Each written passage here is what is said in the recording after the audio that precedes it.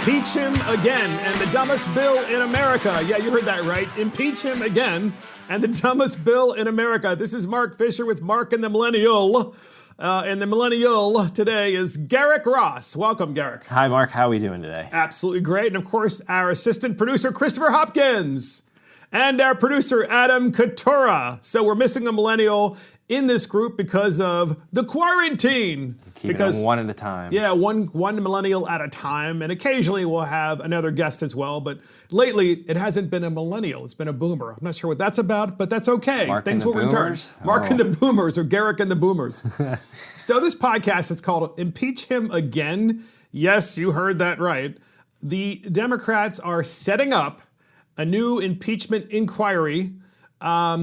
Certainly, they're not starting out with the full-blown inquiry, but they're certainly doing lots of investigating. And part of this is about it's an election year.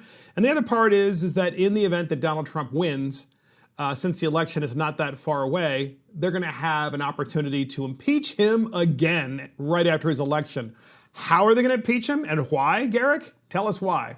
Probably, I would say, based off his coronavirus response. Perfect. That's exactly it. Seems like the logical place that they would go with it. They're going after his coronavirus response because he created this, according to them. This was something that was caused by him. He's the one that didn't have a proper response. Who is China then? I don't know. I guess that's over their head a little bit. That's an Alex Trebek question. Who is? Everything's a question. So MSNBC's, unfortunately, you heard right. MSNBC's Chris Hayes reminisces with Adam Schiff. They literally reminisce. It's probably the golden height of his broadcasting career covering impeachment. About the good old days when Donald Trump was impeached. The good old days. Remember those good old days just a few months ago? Glory days. When he was impeached. There's a Bruce Springsteen song about this. Can't let it live it up. That's exactly, that's right. Yeah, I didn't know you were a Bruce Springsteen fan. Mark, Jersey. We talk about that. That's right. What exit? He grew up, Bruce is from the next town over. I'm like basically on E Street. So here's the clip from MSNBC's Chris Hayes reminiscing with Adam Schiff about the good old days. Remember those good old days before coronavirus when we really thought we had him and we impeached him? Here is the clip. I wonder, Congressman, how you think about what happened a few months ago. That episode, which seems like all things on the other side of this fence in time of before and after the pandemic hit the U.S. Well, there's one thing that really, I have to say, haunts me from that trial, and it was before that snippet that you showed, where we knew we had to answer the question to the senators, okay, essentially, House managers, you proved him guilty. Does he really need to be removed? After all, we have an election in 9 months. How much damage could he really do? And we posed that question to the Senate, and we answered it by saying that he could do an awful lot of damage. But frankly, Chris, I don't think we had any idea how much damage he would go on to do in the months ahead. There are 50,000 Americans now who are dead, in significant part because of his incompetence. So literally Adam Schiff said there are 50,000 plus Americans dead because of Donald Trump. I beg to differ. I mean, where's the accountability? Where's the sentiment for somebody like, Governor Cuomo or Mayor de Blasio or just anybody like that? So coronavirus is caused by Donald Trump. There are 50,000 plus. By the way, it's actually well over 60,000 now. People are dead because that was a clip from good old Schiff just only a week ago. Yeah. But over 60,000 Americans are dead, and that is an awful thing. But Schiff, I don't like playing politics with people's lives with like people's that. lives. It rubs me the wrong way. It's people aren't even buried yet, and we're sitting here trying to assign who killed who, and they can't even have funerals. And I hate the infighting and the in-blaming, where it's like what party killed these people? It's like there's only one party that killed these people, and it's the Communist Party of China. Oh, well said, millennial. And then here's the thing. Schiff doesn't even say it was this group of policies. It was this group of issues. No, he says it's one person. And the person is the President of the United States. I literally think that this guy there's some mental health issue that Schiff has. I really believe that. There was a period of time I just thought he was all political and there was nothing else. But after hearing this, I have to wonder the mental health of someone that isn't interested in solving what really is a global problem, and that is the rise of communism in China and the expansion and power of communism throughout the globe. I hear you, but I think I really do. I see somebody who is just so engrossed in the political theater and who lives to, play politics in the games. Because what is he? He sits in a D plus 30 something district in the middle of California. Explain what that is, D plus 30. D plus 30 means that there's a 30%, the ratio, there's 30% more Democrats in the district than there would be Republicans. So in an election, he's likely to get a supermajority very easily in order to get reelected. Basically, his toughest competition is in the primary. Is in the primary. Yeah, and once he's at the general, he's a shoo-in. So he has absolutely no accountability to being any bit fair or, modest in the way he goes about his business, and he takes advantage of that to go on a lot of these, political crusades and use his agenda to inflict political harm on his adversaries of the other party. And it's not like, yes, the Democrats and somebody like Schiff are more willing to use impeachment on Trump because if you look at the way the popular culture is, it's the woke or cool thing to do because nobody particularly likes Trump in the popular media. But a lot of this is age-old tactics. I mean, they did the same thing in the second term of Bush. It was, investigation after investigation and how we handled Iraq. And, for the most part, you can even say sometimes Republicans did it in the second half of the term of Obama's last term with, looking at Benghazi and things like that. But, Schiff is somebody who's he just loves it. He is so willing. Wouldn't you think, though, that if you're Adam Schiff, that really your first priority would be, what we should do? We should really have hearings to investigate China? What happened? What happened? How it got out of China? I would wait till this is all done first before we start going on, TV and talking about it. Let's get through this. My first focus would be how can the House put together a good proposal to address a lot of the systemic needs going on right now? I got to wonder too. Does Nancy Pelosi, Garrett? Does Nancy Pelosi have to rein Adam Schiff in? I mean, no. I think he's her mouthpiece. I think the two of them are on the same page, and that he is just carrying forward her message. It's fast. I mean, obviously they're both from California, but I really wasn't sure whether or not they actually got along. And maybe he was just positioning himself to be the House Majority Leader, hoping that, he can keep pushing her along, saying, you're not doing enough. That's what we need to do. We need to impeach again. I sometimes wonder, I've read a bunch of different articles that kind of suggest that, but I'm not really sure. I'm not sure the dynamic. To me, it just seemed like they were pretty reasonably in tow. I mean, they say a lot of the same stuff over and over again. She says exactly. I agree. Yeah. She does say the exact same thing. To that clip, though, they're talking about impeaching him again. I just wonder. Do I get the courtesy of seeing what's his name from New York? Oh, I can't think of his name again. He was the small guy. Oh, Jerry Nadler. Nadler. He's not a small guy, by the way. Well, he used to be. He's enormously fat. Small in height. He's short. He was short and fat for a long time, and now he's just short. I'll tell you what. One of the things, though, I don't really know that American people want to go through a second round of it. Because when he was sitting there talking about, and we were listening to the clip, I was sitting there, and all I could think of was that I don't remember that line of questioning in the hearings because, quite frankly, I didn't watch after the second day because it was so dull. It was the same stuff that they'd been talking about. But there were a lot of people. Can I tell you something? I was in a restaurant and they had a bar off to the distance, and the restaurant was in a very blue area. And I saw a bunch of people glued to CNN because, of course, that's the channel that they had on in the bar. And they were glued to the hearings. And you could tell they were so invested in seeing an election overturned. And it's fascinating that people are so uninformed that they think that impeachment actually means that you were removed from office. They don't understand. I remember that, the House announcement. Yeah, we impeached the president. Everybody's like, thank God he's finally gone. And it's like, that's not how that works. Yeah, he's not actually gone, guys. He's a bicameral legislator, people. So MSNBC, that was Chris Hayes. And he was reminiscing with Adam Schiff. We have a second part of that interview with MSNBC, Chris Hayes, and interviewing Adam Schiff. And they talk about, and they actually say, Trump is fatal to the American people. Yeah, Trump is fatal to the American people. You can't believe this. It's just almost like disgusting. But here we go. Here is the clip.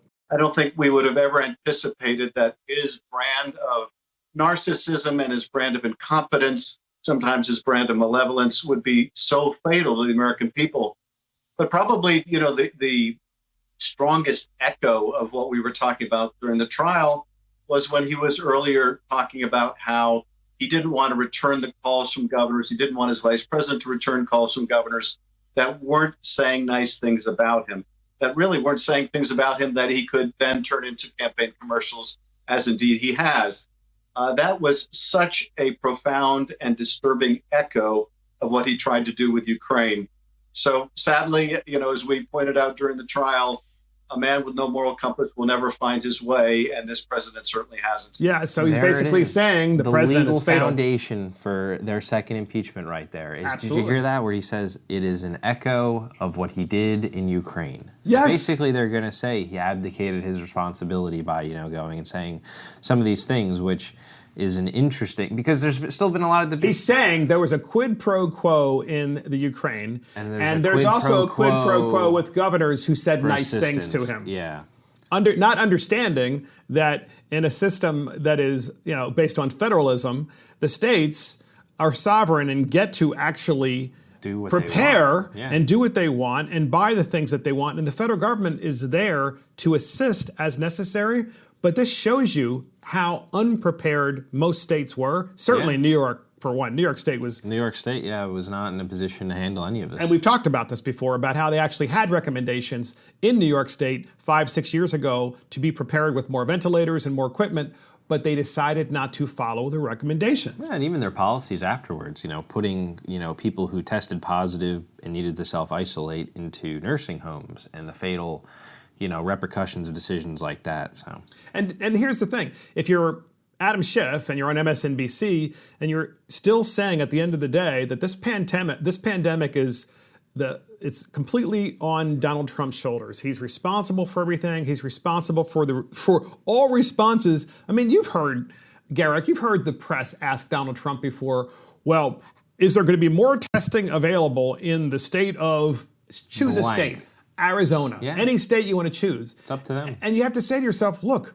the federal government is getting things kickstarted with these private and public companies that make test kits and also process those test kits and then distribute those test kits. But what they're saying is, well, Mr. President, you're going to be out there right on the side of Walmart, testing people with a swab. It's like, no, that's not what a president does.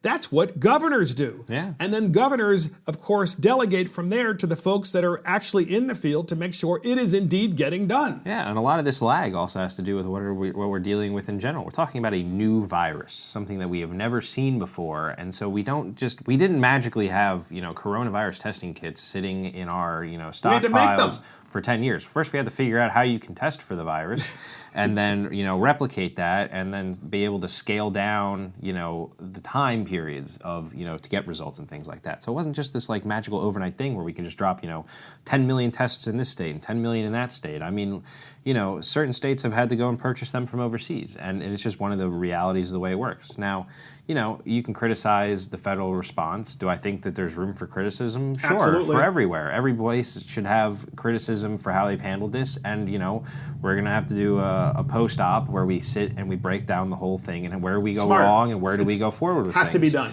But, I think there's a different fundamental way we approach something like that in a rational, level-headed situation, as opposed to what you hear when people go on MSNBC or Fox and they say, that this is this terrible thing that happened and Trump is to blame, end of discussion. Yeah, I agree with you completely. Clearly, I just want the podcast listeners to understand that we at Mark and the Millennials totally think that hearings are appropriate to find out where was all this money spent. Yeah. Was it spent efficiently? Was some of it stolen? Was some of it misappropriated? Was there a better way that we could have procured supplies for all the states on behalf of the federal government? I think that's one of the complaints that I would have. I wouldn't even know if it's a complaint. To me, it looks weird. Is that all these why states, weren't we prepared? Yeah, why weren't we prepared? The way states are trying to buy things and interact with each other, and what could we have done differently? And here's Adam Schiff. He's been in office for quite some time. You know what, Adam Schiff? What have you done to export jobs to China over the past, couple of decades? I think you've probably done a whole lot, especially being someone who's from California who, as a matter of business, decide once they invent something, well, now that we've invented it and we have this great intellectual, product, it's a wonderful product, let's go make it in China instead of make it here in the United States. I mean, clearly, why don't we investigate him and the Democrat Party for doing this, but quite frankly, also many people in the Republican Party for exporting all of these jobs. Yeah. I've been thinking this, we've talked about this many times, but the difference is he doesn't want real answers. He just wants to assign it's the the blame. political theater. He doesn't care about, actual substantive policy or actual substantive action. It's all about the theater. It's the campaign slogan for him. It's being able to walk back to his district and say, I bullied this president, or I, held that person accountable. That's all it is to him. I impeached him once, I can impeach him again. That's exactly what he's going to say when he goes back home. Yeah, and they've been saying it. They said, we're going to impeach him, and we're going to impeach him again and again and again. And, he may not be the one going out and saying things, but when somebody like Maxine Waters, who is a committee chair and in leadership in the party, says it, it comes from somewhere. It means that some people, harbor that sentiment. I guess Nancy will have to place her order for more golden pens, when they all sign the... and pass it out. Yeah, like we're not celebrating. We need more golden pens, guys. To celebrate. It's so weird. It's like, it should be, what was it? I heard somebody make a joke about it. It was like silent, somber, sad, and whatever. Oh, yeah. She said this is a somber moment as she's smiling ear to ear. She's smiling, signing, passing pens around. It's so somber that I have golden pens. Some big bill that's, great overhaul to our society. Speaking of Nancy Pelosi, our nighttime host that we love to she listen decided to go on another nighttime show after the James Corden debacle. My God! Yeah, Bill Maher. We like to listen to Bill Maher for a reason. That is that he's one of these guys that I think kind of likes to criticize everybody, which is kind of fun. He's clearly a liberal, no doubt about it. Yeah. But he does criticize everybody, and he interviews Nancy Pelosi. It's kind of fascinating because you can tell by his facial expressions that he's not really buying what she's putting down. And so here's Bill Maher asking her a question that's really simple. Can we continue to write checks? Can we continue to print money that we don't have? At what point can we stop doing that? And he asks her this question. Her response is interesting, to say the least. And here is the clip. I know Congress controls the purse strings. I can't imagine there's much left in the purse.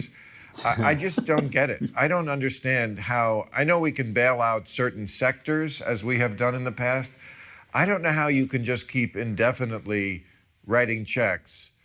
We were $20 trillion in the hole to begin with, and all world governments who are already in debt are doing this. How can the whole world be writing this funny money? Well, because it's a matter of life and death. Nobody made as big a fuss as we did when they passed their nearly $2 trillion tax break for the wealthiest people in our country, 83% of the benefits going to the top 1%, and the debt that laid on our kids to pay for in the future. But this is more of an investment in the lives and the livelihood of the American people. And we have to think big about that. The more we invest in science and health, the quicker our economy will recover from the pandemic. Yes. So we will recover from the pandemic and we will continue to write checks no matter what, because we're justified for doing so since, as she says, $2 trillion of tax cuts to the wealthy were given. That's a lot to unpack there. Goodness yes, gracious. Let's hear it. Let's hear the first thing that view. strikes me is that she thinks that, of course, we can just continue to cut checks. And that somehow staying home and collecting a check from the government is a suitable economic driver. I would much prefer, and I think a lot of people in general would much prefer, to work and have some sense of self-satisfaction in their job and their career and things like that. But I clearly don't think that she cares. I think for her this is a mechanism to get across a political agenda, to probably expand the social safety net in a way that she thinks is beneficial for whatever her views of a great society would be. But Bill Maher, good for him, by the way, Garrett. Calling it out. He's actually calling out and asking the big question of the day, which is, hey, when this is over, how are we going to pay we're for going to this? have a massive amount of debt. Yeah, $24 trillion. And if you break that down based on the population of the United States, each individual person, regardless of age, would be responsible for roughly $200,000 in debt, personally. And I don't know how I would pay $200,000 to the government to, cancel off my slice per se, or have the government plans to come up with $24 trillion, or even balance a budget, or even make a budget to begin with, because we still don't do that anymore. Yeah. So here's Bill Maher, the second of two clips. He's basically asking that very question to Nancy Pelosi. What about the national debt? Yeah. And we have a clip on that, and here it is. And I share your concern about the national debt. It's a bill that we don't want our children to pay, so we have to grow the economy. to make up. Well, national debt is one thing. I'm worried about, the whole thing collapsing and we going into a depression. But let's end on a happy note and hope that doesn't happen. Thank you so much. Make sure it doesn't, and that's why we have to win the election in November. Okay. Yes, I agree with that. All right. Thank you. Take care of yourself. You too. Stay safe. Because they'll be such better stewards of your money. The Democrats will if they win in November. Yeah, because I take them as the party that's not going to ramp up spending and things like that. Let me just give an example, okay? We're in a pandemic.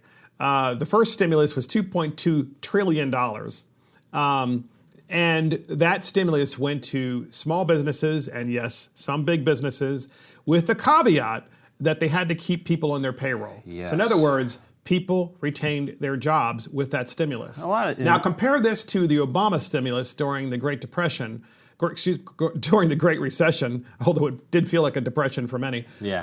The Obama stimulus gave hundreds of millions of dollars in chunks that large to his friends who were in the renewable energy business. Now, I'm just curious. They say, well, that's going to create jobs. No, it actually didn't. It created jobs temporarily until the facilities were built, and then there were basically hardly any jobs to operate them. What we're doing is actually saving all of the existing jobs to the extent that we can with this stimulus. Now, are any of us happy that we have this massive debt? Of course not. No. But what is her solution? She didn't answer the question from Bill Maher. He's like, I'm concerned about this national debt and things collapsing. And she's like, well, you just have to elect us in November and everything will be fine. Yeah, there's no policy there. There's nothing on the horizon to deal with it. They have an agenda, and if they get elected, it'll be about that agenda. And I can guarantee you that it has nothing to do with the debt, and because, quite frankly, neither party has done anything to address the debt. They haven't. They have been blowing spending out of proportion. For the last 20 years, more so even before that. And it's abhorrent. There's a popular economic theory out there, and I think it has root with a lot of politicians, and that is because the United States is the biggest country in the world economically, that debt doesn't matter. And that you can basically take out as much debt as you want all the time, and that it's somehow actually healthier for the economy.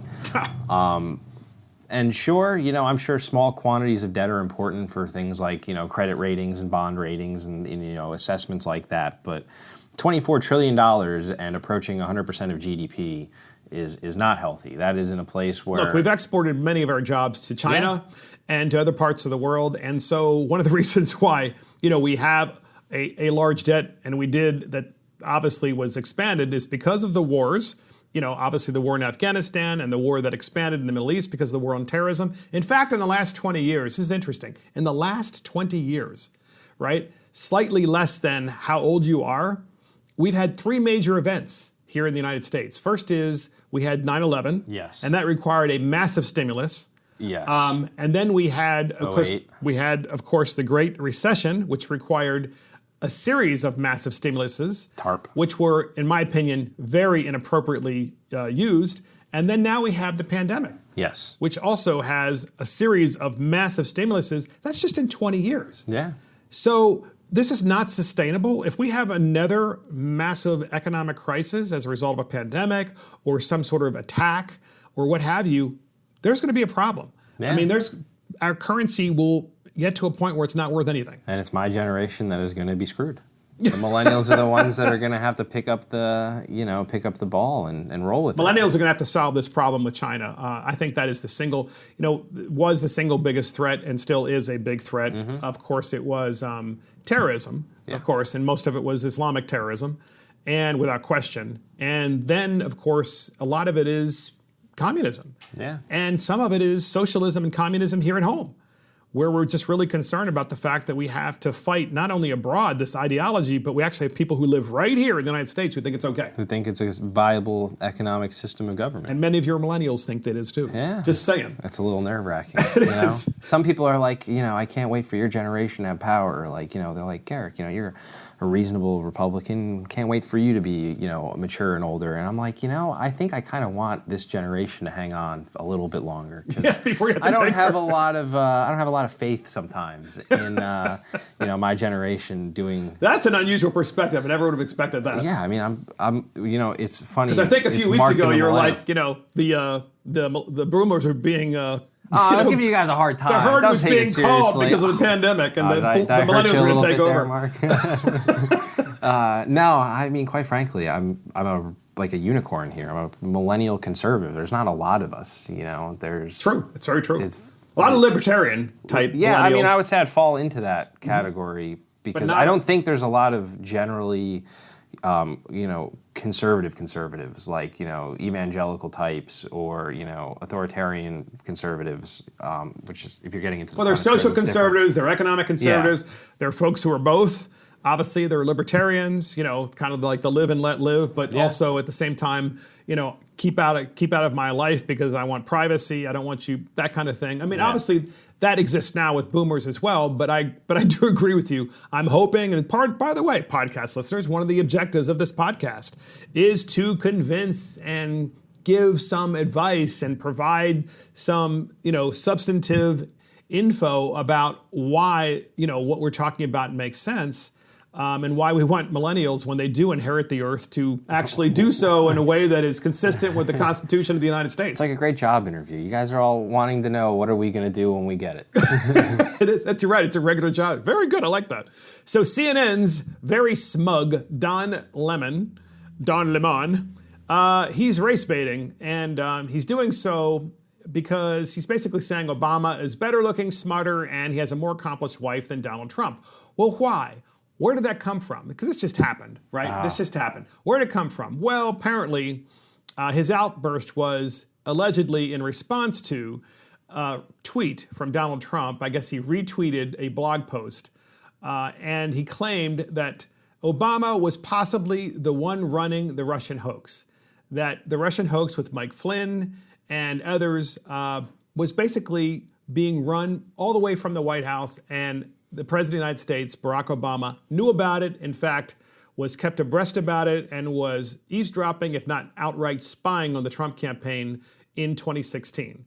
And so this blog post, of course, was tweeted by an individual. Trump retweeted it, and Don Lemon decided that he was going to talk about this, and instead of addressing the Russian hoax and the fact that the entire case against Michael Flynn has been shown to be a hoax, and that the entire case was a hoax, and that there was indeed spying of the Trump campaign. And yes, at the same time, there was Russian interference in our election, and they were actively trying to do so, the Russians, not unusual for Russia. Yeah. Despite all of that, instead of Don Lemon deciding to actually talk about this issue in a way that's intelligent and revisit it, oh no. He decides to race bait and go after Donald Trump. And we have a clip on this that we're going to discuss with our millennial. And here is the clip. What is it about President Obama that really gets under your skin? Is it because he's smarter than you? Better educated? Made it on his own? Didn't need daddy's help? Wife is more accomplished, better looking. I don't know. What is it? What is it about him?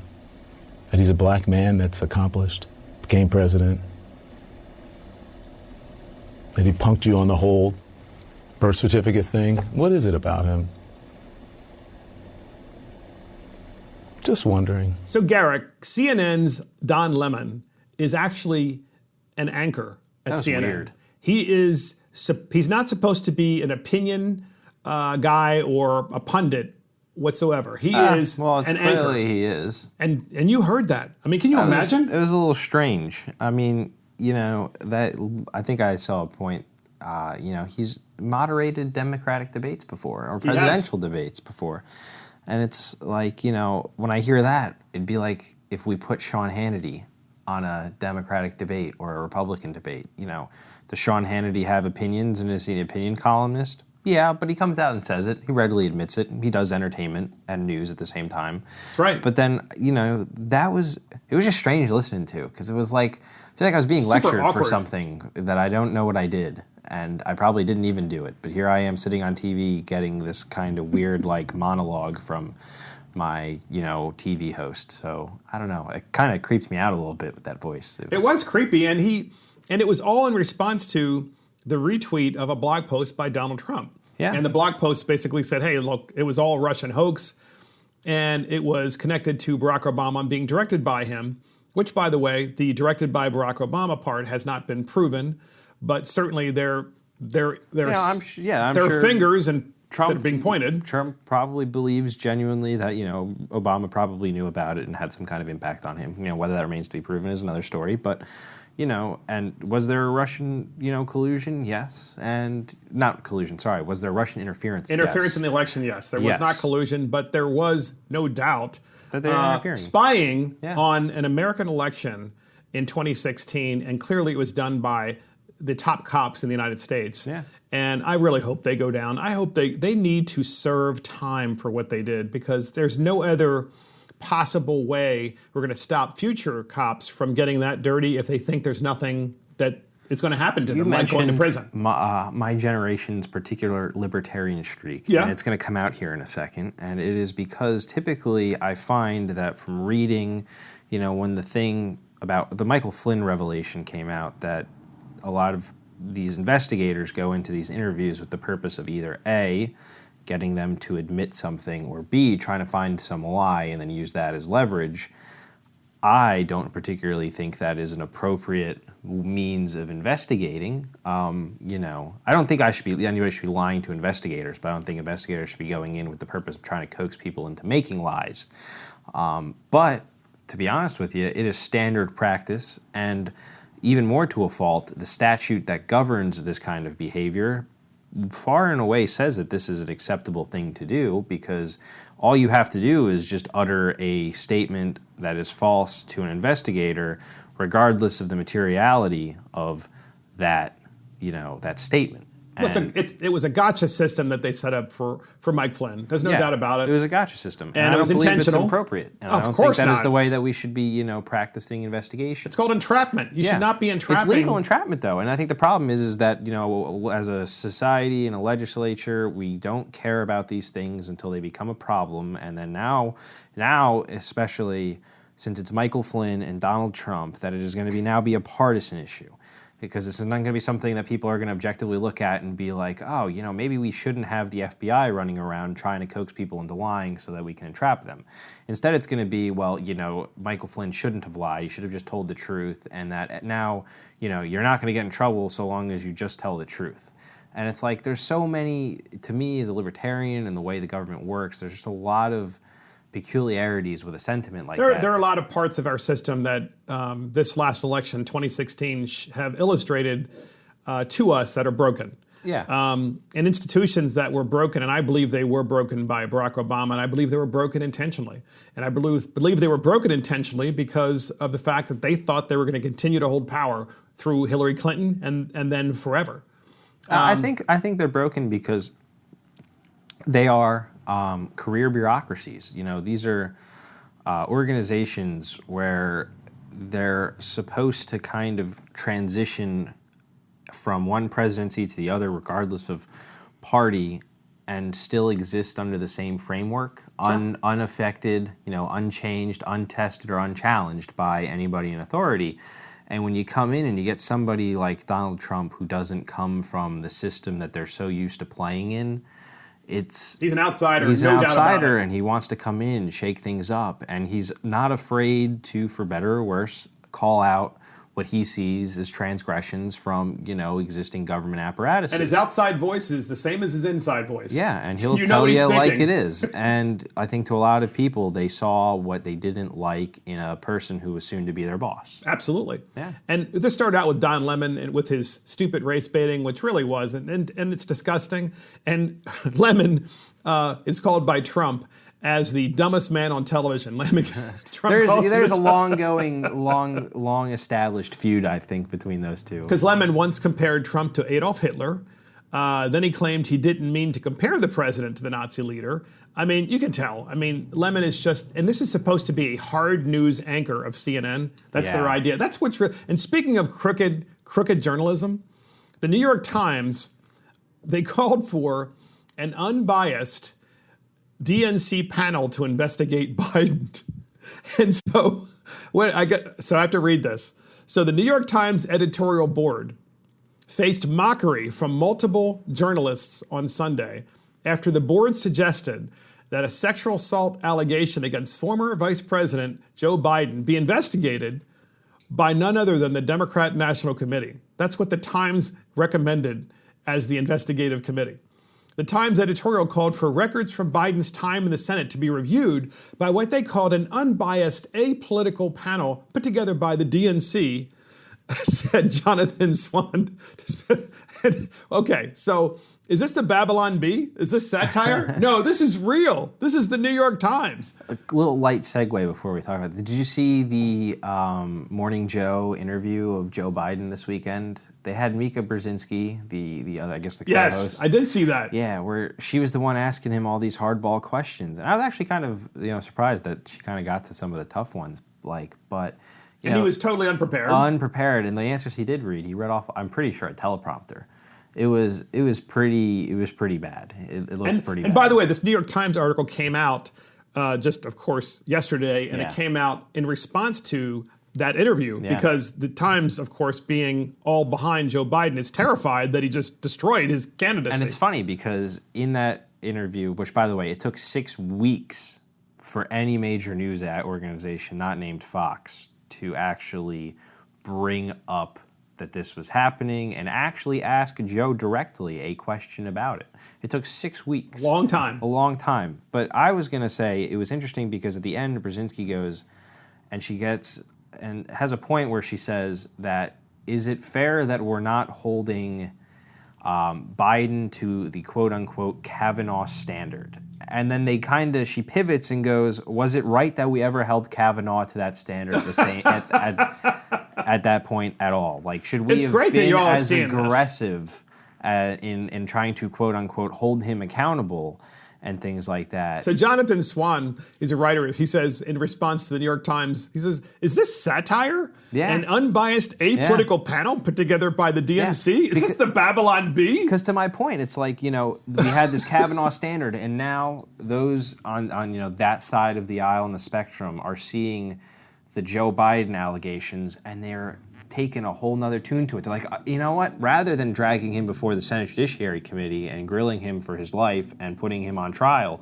why don't we just have an independent DNC investigation? That's probably the way that we should handle things like this. And the great writer, forward. Byron York, he tweets, absolutely astonishing. New York Times not only rejects the role of the media, but calls for an investigation done by an unbiased apolitical panel put together by none other than the DNC. I don't know how the DNC could put together an unbiased, non-political, And actually, one of my favorite, quite frankly, journalists, hard journalists, is Brit Hume.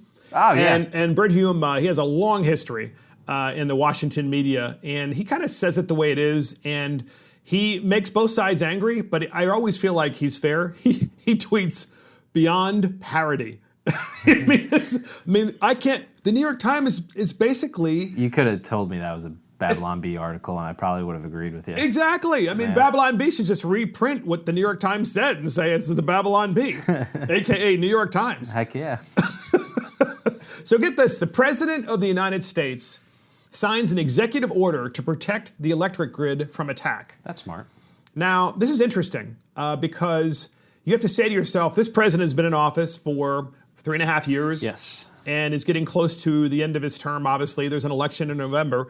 But he he happens to sign in year 4 an executive order to protect the electric grid. Why do you suppose so? I think it's long overdue. One of the things that I kind of wish that I was very hopeful about this president, even though it involved a lot of spending and probably would have went to the debt, was I was really hoping for an infrastructure bill, because I think things like our critical electric infrastructure are important that we preserve in the face of broadband are essential in the face of a growing economic enemy in China.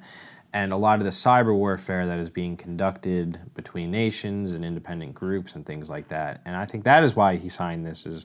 And also because apparently our enemies during this pandemic are testing and probing. And apparently, of course, as many of you know out there in podcast land, increasingly the electric grid is getting smarter. And that is to say, we have devices that can tell where the power is going, if we're sending too much power to one location versus the other, and making the grid actually a smart grid. created. Well, that requires a lot of technology. Yes. And part of this executive order is saying we cannot buy this advanced technology from China or from our enemies because they might be able to control it from afar. Yes. Which is, and obviously there is the other issue. It's the unspoken issue with this executive order, namely, as you said, Garrick, they're probing, they're testing us, they feel we're weak, so let's try and see what happens. Yeah. Yeah, and I think it's important that we keep them as far away from our critical infrastructure and our data as humanly possible. And there's countries that willingly accept technology from Huawei, who is typically the chief internet and technological provider from China, and they're willing to because they say, we've scanned the technology and, it appears safe. And it's just, you can never be too sure, too confident. But also, I think from an economic reality, I don't want to give my business to my enemy. I want to give my economic power, my economic capital. Prior to Donald Trump, it was something the norm. we've done. Yeah. You bought equipment from whoever made the equipment that you thought would be the cheapest and the best, and you didn't really take so much into consideration as to whether there was a national security. I'm not saying that our national security folks are basically not paying attention, but on critical infrastructure, I mean, we almost, before this president, we were going down the path of 5G technology, of buying all of our 5G telecom equipment from Huawei, made in China, the very company that basically surveils all of their citizens in China. Yeah. And we decided not to do that under this president. Yeah, very smart. It's just really fascinating. Very smart. And I think we've talked about it, and I'm going to keep, I guess, beating the dead horse per the saying goes, is that one of the benefits, or the silver linings of this pandemic, wherever you can find them, because it's a pretty miserable time out there, is that I think this really has awoken the American people and a lot of the international community to the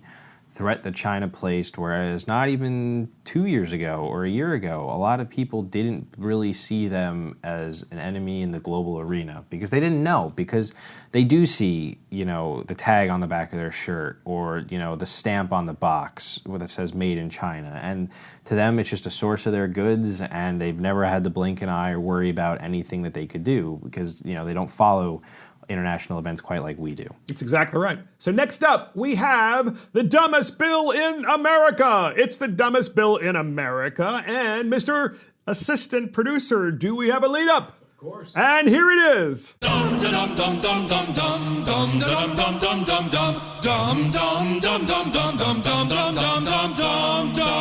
And the dumbest bill in America is making courthouses sanctuary spaces. Making courthouses sanctuary spaces. Senate Bill 83, introduced by Senator Julie Gonzalez of the state of Colorado, would prohibit federal officials from going onto a courthouse and civilly arresting someone, like someone who is illegally present in the United States. So what does that mean? Let me walk you through this. It means that if someone were to commit a crime, and they happen to be an illegal immigrant, and they're taken to the courthouse in Colorado and anywhere in the state, and they're being processed for the crime that they committed. Let's just say they were breaking and entering, or they murdered someone, and the individual also happened to be an illegal immigrant.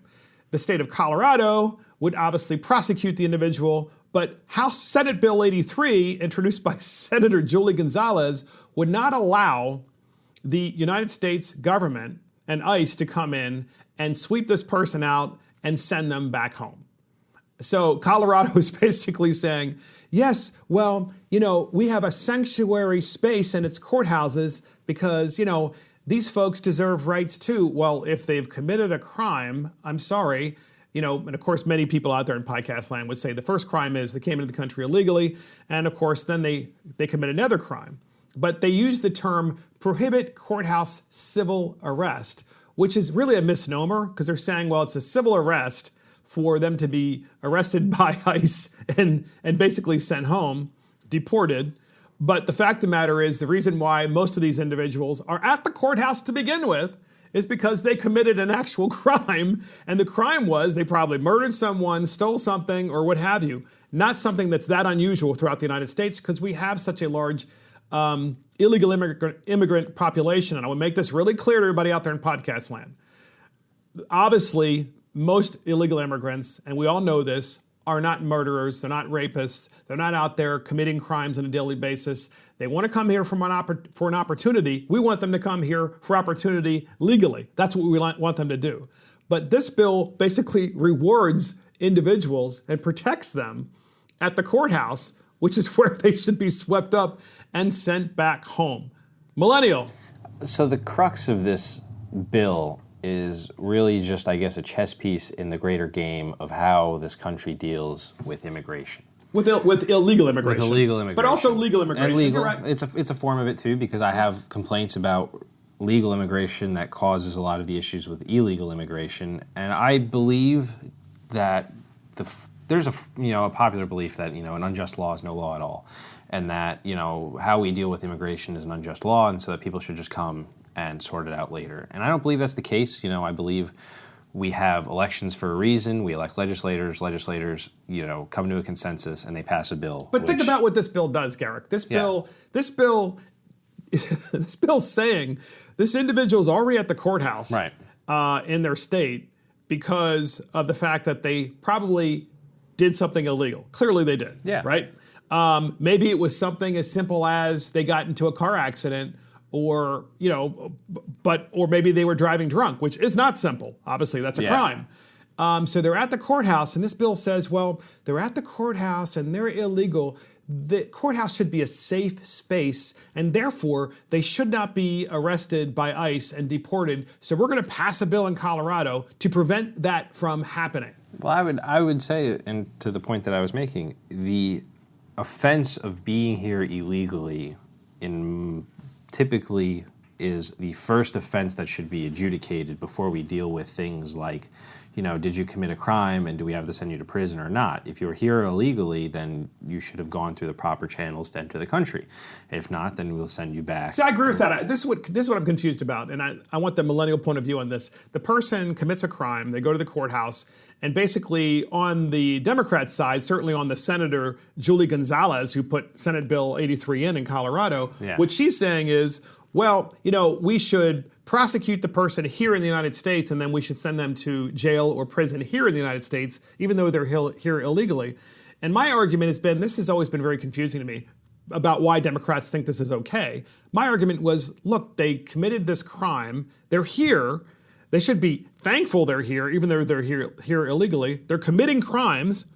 Why don't we send them back home and notify the authorities back home about the crime that they committed? Yeah. And they can decide our whatever Justice Department has, communication with, I believe, most countries in the world where we typically deal with things like, extradition and trying people in different courts and things. So it wouldn't be too far-fetched to, send somebody back to a Central or South American country and work with their government to ensure that they are prosecuted.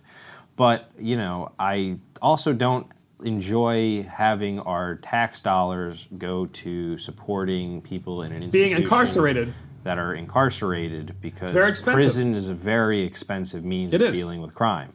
It is. And so I think that is something that should be considered when we have laws like this. So imagine if you're this senator, Julie Gonzalez, about all the things you could put in, all the bills you could put in. This is the bill that you put in.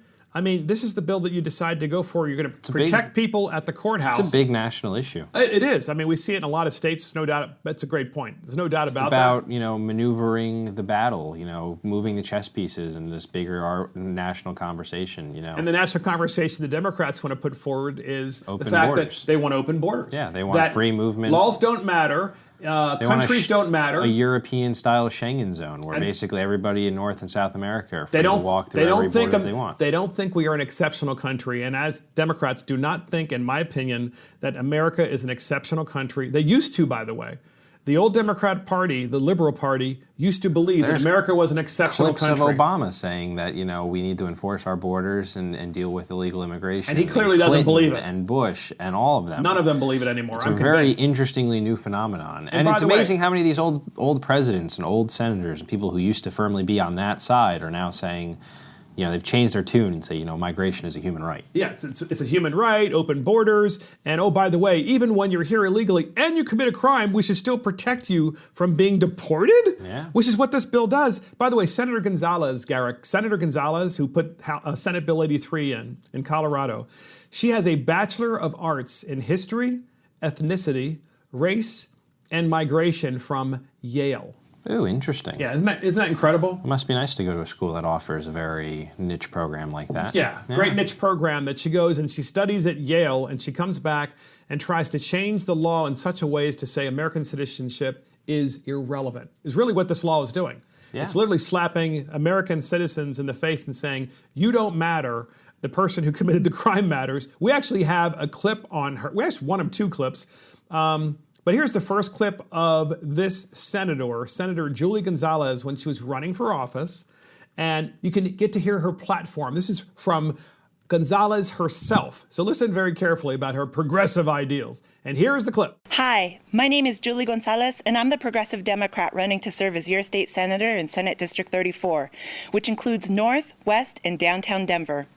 I've spent my life organizing working people, Latinos, and young people on the issues of affordable housing, educational justice, and immigrant rights, because I believe that if you're not at the table when policy decisions are being made, more than likely it's because you're on the menu. You're not at the table, so you're on the menu? I mean, she went to Yale. I mean really?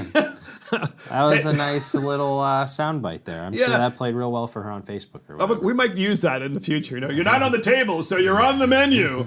So this is the progressive idea. We have a second clip from her, and then we're going to discuss these two clips together with our millennial. Here's a second clip from Senator Julie Gonzalez. Here it is. Over the past decade, I've been directly involved in creating and implementing several progressive policies in our community, such as passing in-state tuition for Colorado Dreamers, creating community benefits agreements that held developers accountable to community demands around local hiring, environmental protections, and affordable housing.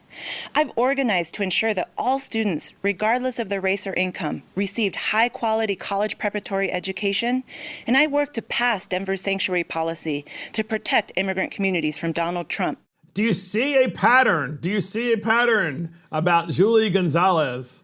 What's the pattern? Pretty standard progressive platform right there. Yeah. That's about what most of them go for. Hyper-focused on illegal immigrants. Yes. And providing more and more benefits to them. Incentives. Instead of actually, serving the citizens of the United States.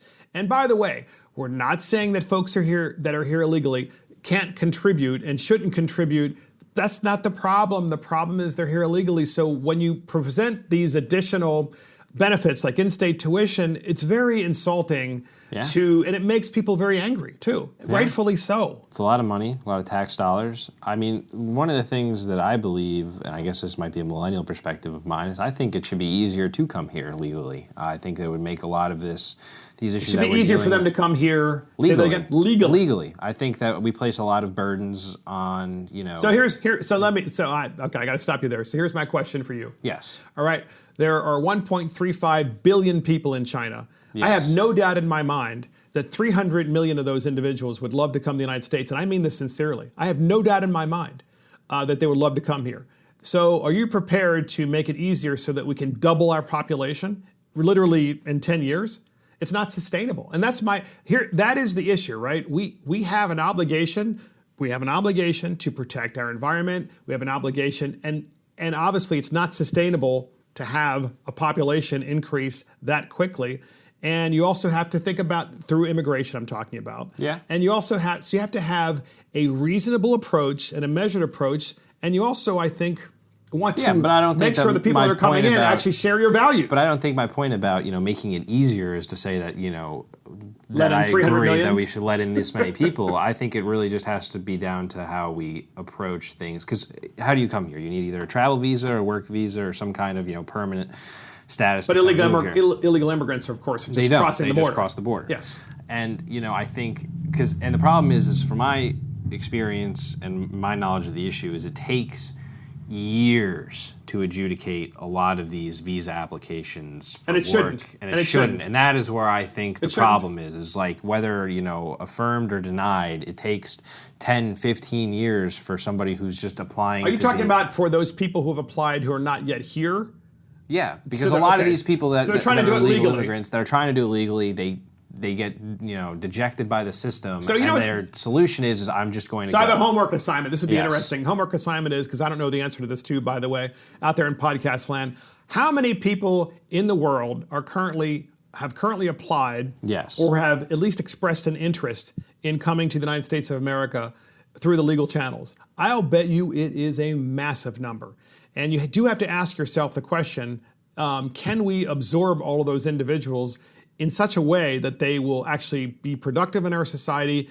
Are there jobs available for them? Do they have a trade? I do don't they have know a that skill? the number, though, would be as high as we think it would be, because in order to have somebody apply for this visa, there has to be somebody who's a sponsor. There has to be like a job that is solicited or a position that would be opened up to allow somebody to come in. There's just a difference between being pro-immigration, pro-legal immigration, which I am, and I know you are, and most millennials are, and being applying common sense principles to immigration. Yeah. Namely that it needs to be orderly, it needs to be legal. And I think the debate that you and I are having about how we approach immigration should be the debate that should actually be occurring, not the one that is happening in the national conversation, which is... Or the one in Colorado. Yeah, which is either you should...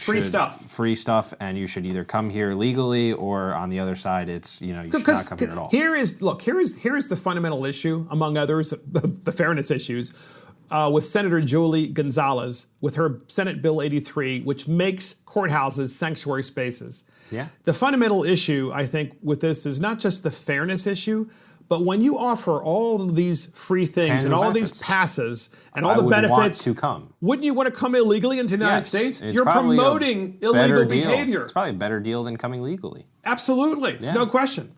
And that's the last word. That is the dumbest bill in America. This is Mark Fisher for Mark of the Millennials. Thank you for joining Mark of the Millennials. And thank you to our millennial, Garrick Ross. And of course, our assistant producer, Christopher Hopkins, and our producer, Adam Katora. Check us out on iTunes, Spotify, YouTube, Facebook, Twitter, and our website. See you next time.